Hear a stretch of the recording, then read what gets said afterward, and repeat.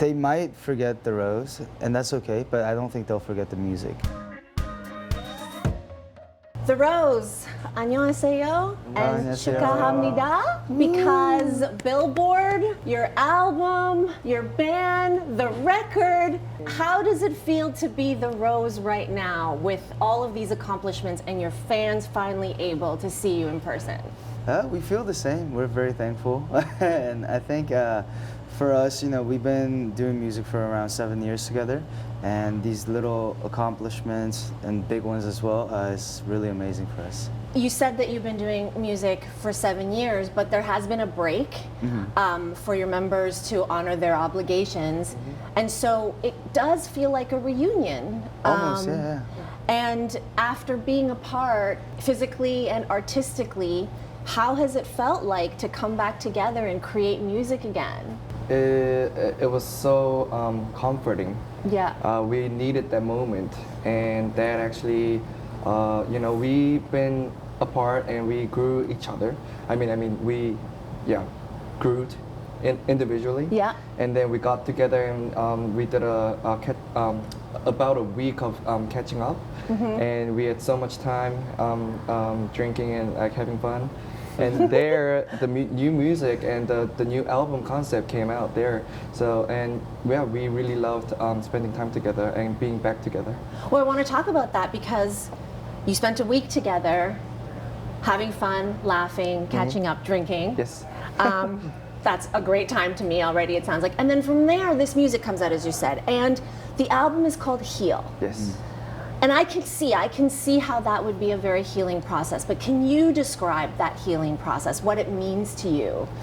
Individually, we all had things that we needed to heal. And I think individually, everybody in this world has something to heal from or something they have healed from. So we just wanted to kind of write about and create this music, a tool that people could kind of go to when they want to do some healing. And us ourselves writing these records, we healed through just putting it down on paper, just talking about it, kind of sharing our stories. We try to capture that moment as possible, as much as possible.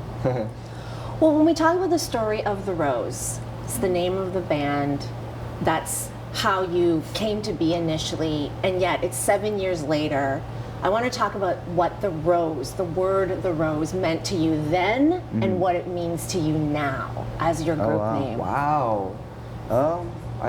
The word for then, I think it was excitement. And for now, it's more of like a home, I could say. That's beautiful. Yeah. That's beautiful. So from the rose come the black roses. Yes. Your fans. Yes. Right.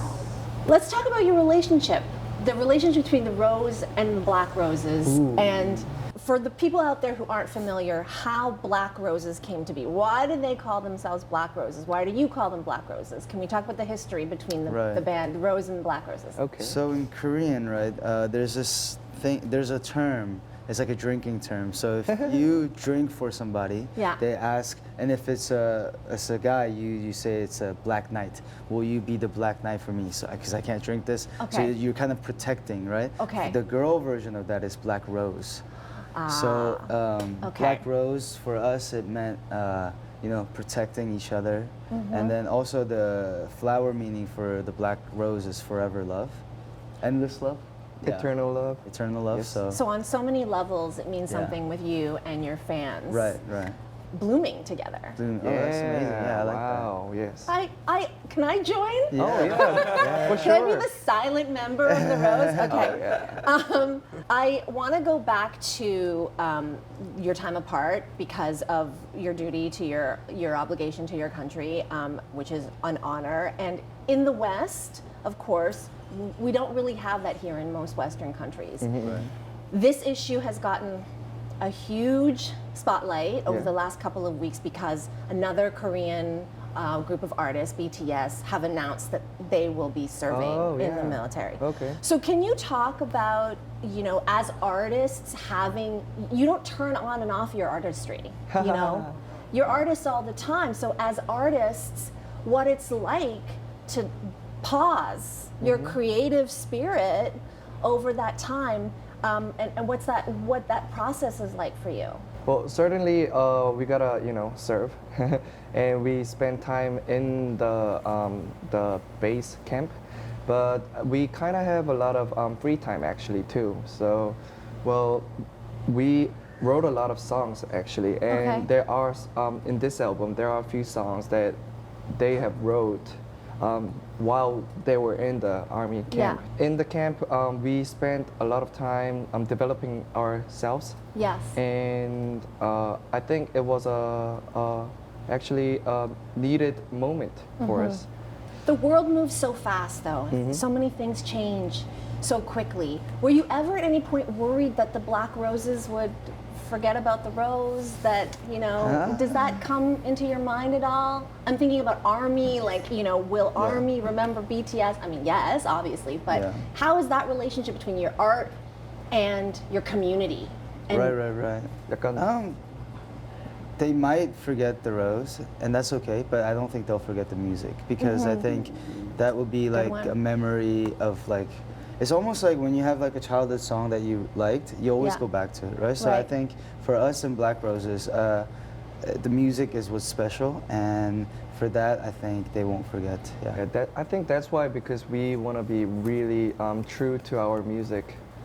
That's the reason why we want to be really authentic and genuine. So you're on the road again. You're touring. Like, it's almost like you're gonna wake up in a different city every day. Literally. Every few days, right? Yeah. Yep.